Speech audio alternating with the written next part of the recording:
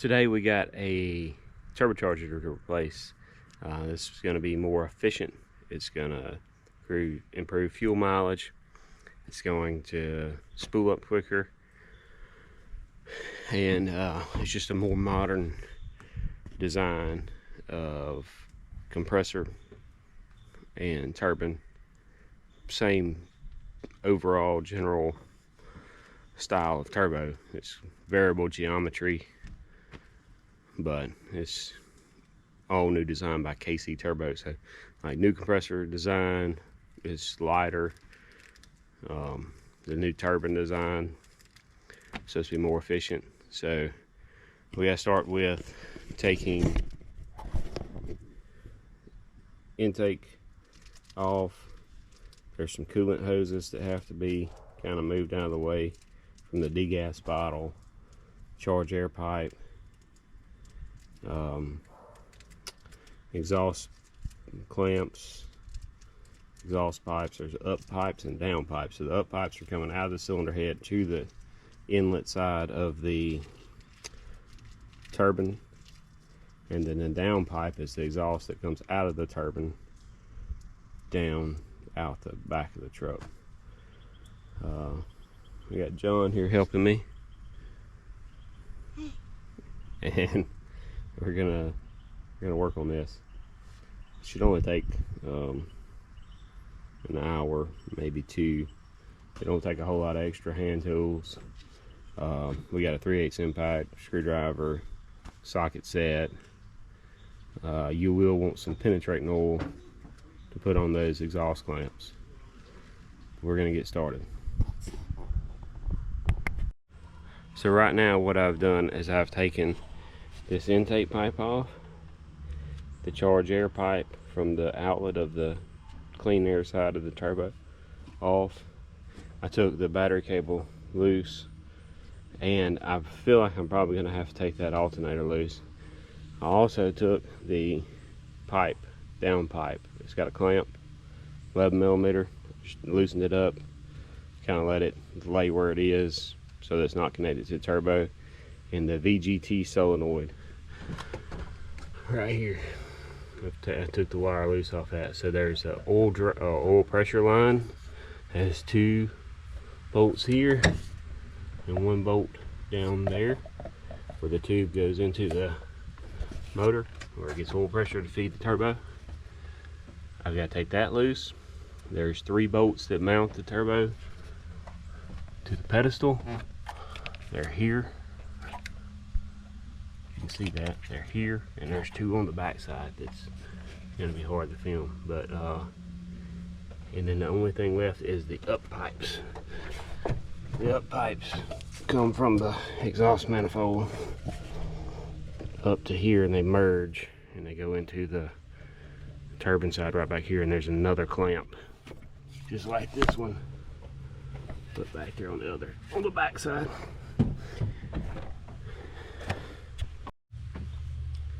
So we got them out, got the old one out, and got the new one sitting here beside it, and I was going to compare the two. This is the Garrett that was in the truck. This is the KC new one. This has a silencer ring on the compressor side. This compressor side is ported, and the wheel, you can see CNC cut wheel, cast wheel. The compressor housing on the KC is larger. Compressor housing on the Garrett is smaller. The exhaust housing, it's been upgraded by KC, but I'm not 100% sure that it's actually larger.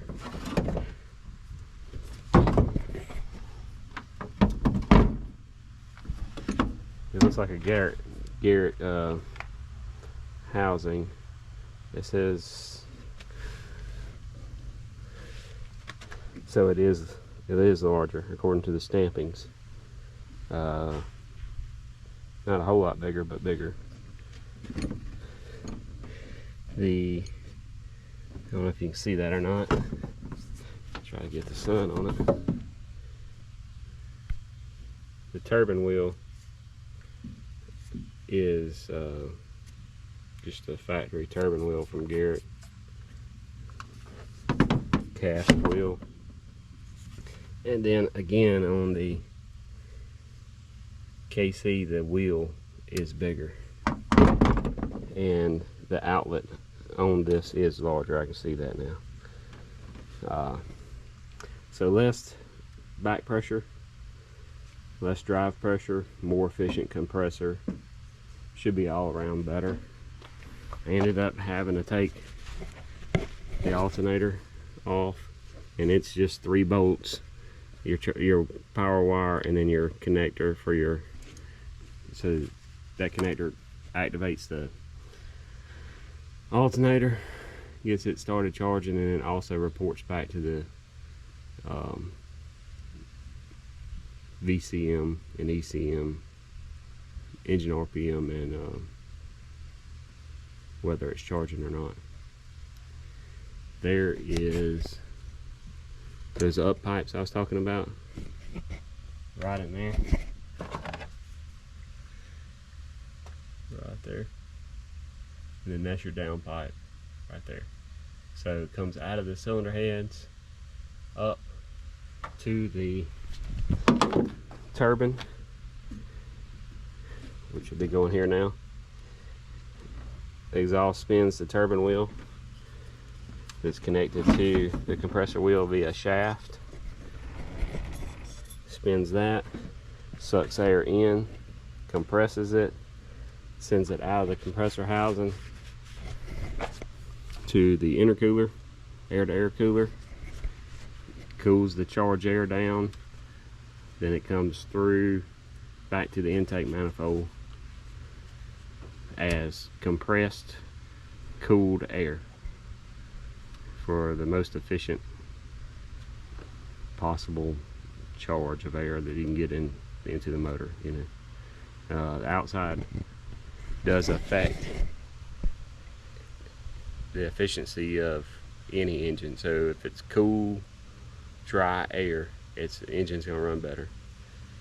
So that's the reason why we cool the air. It comes out of the compressor as hot air, goes in across the air-to-air cooler, charge air cooler, whatever you want to call it, compresses it, cools it, brings it back to the intake manifold as the most dense air we can provide to the motor. We'll start putting this thing back together. So I set the new turbo in there.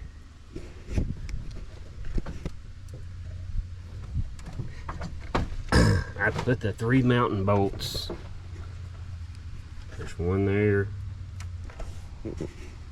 one on the back, just like this one, and then one that goes straight down on the back side of the compressor housing. And now I'm to a point where I'm starting to put things back together. This, try and get you situated. Oil feed line has a gasket and 2 bolts. The easiest thing to do is going to be to get 1 bolt started and then kind of rotate the gasket so that, and it has a little tab that actually sticks out where you can kind of move the gasket where you need it to. You're going to make sure it lines up with the port, which it looks like it is.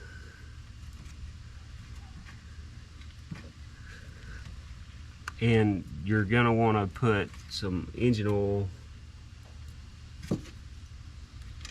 in the top of the turbo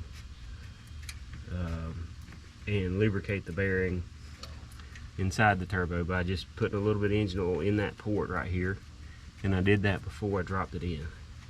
There ain't enough room to do it after you drop it in. You're gonna have to do it on a bench or a tailgate or a bumper before you put the turbo in there.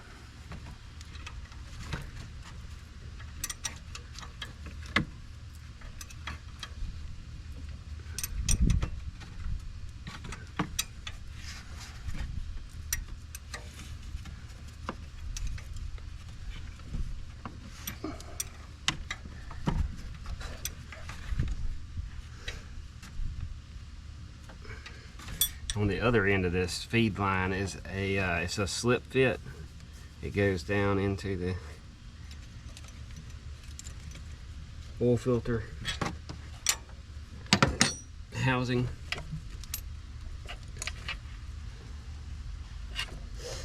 And John, you got that bolt? It's the little one, right? That's the one that fell down in there. Right here. This is the one. Yeah, but this is the big one. Yeah. Right. And it's going to be 8mm.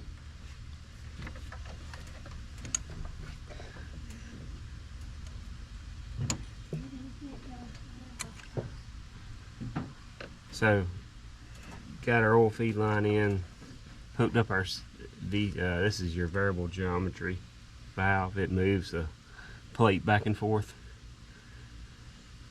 It changes on the exhaust side. It changes the way the exhaust gas coming out of the up pipes, actually the angle of it actually hits the turbine wheel and helps it spool up quicker. I'll check back in a minute.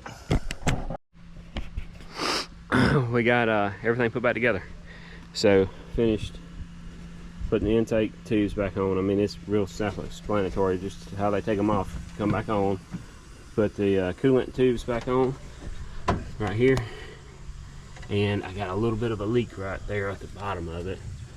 That's real easy. I'll fix that another day. Charge air pipe, put that on, tighten up all the clamps, tighten up my bolt going to that feed line, and we're ready to start it up for the first time. You ready, bud? All right, crank it up.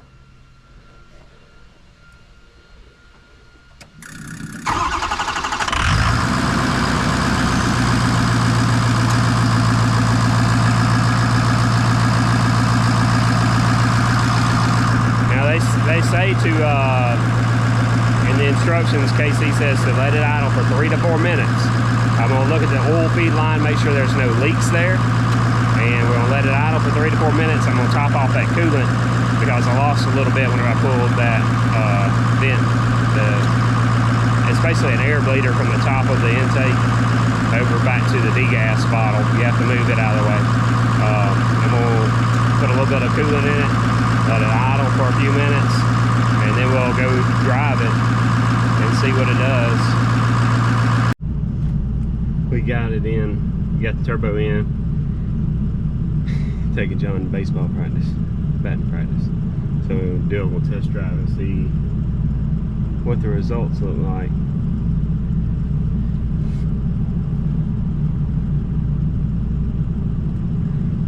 And it'll be interesting to see what kind of fuel economy improvements there are as well. But I can tell you, from the house to the main road here, it was a lot peppier, a lot more power.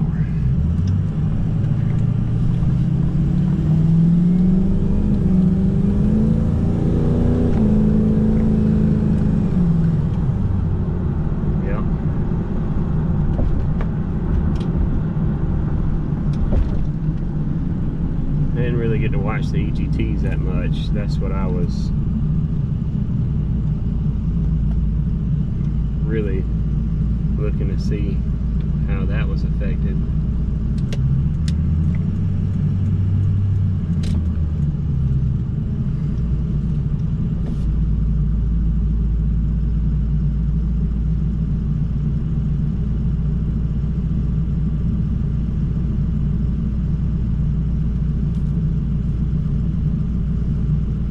Don't you hate traffic?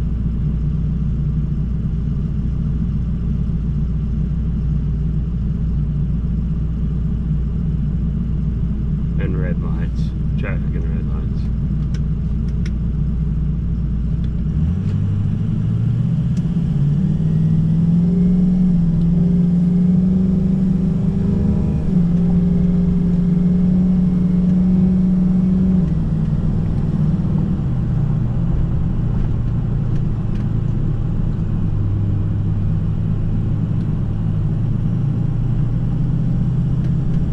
Say the EGTs are a little cooler. It's hard to tell until you get it on the interstate, get the torque converter locked up, and see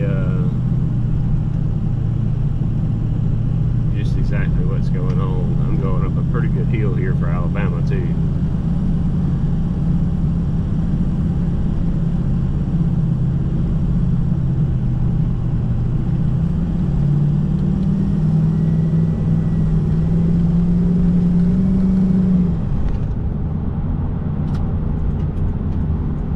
It hit 1,000 degrees there, but I was in the pedal pretty good.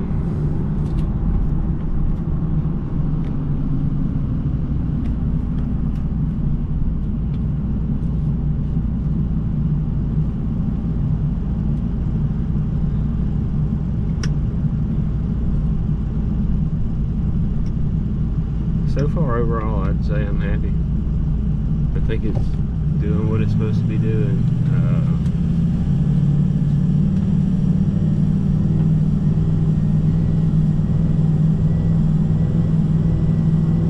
Surging a little bit, and I almost run it out of fuel a while ago, and I wonder if that's what's going on there. It just got some air, and it needs to work itself out. Maybe take a few miles to work itself out. I was tired whenever I come home last, and I didn't feel like stopping to get fuel, so I didn't realize it had gotten that low yet. So at this point, we have test drove the truck. It runs good. I have my eye on a bigger intake though that will flow more air that'll go with the turbo, so that might be coming soon. I talked to the tuner, and he said we tried a couple different fuel settings, and it seems to really run good in the same fuel settings that was for the old turbo, but the old turbo was running out of air.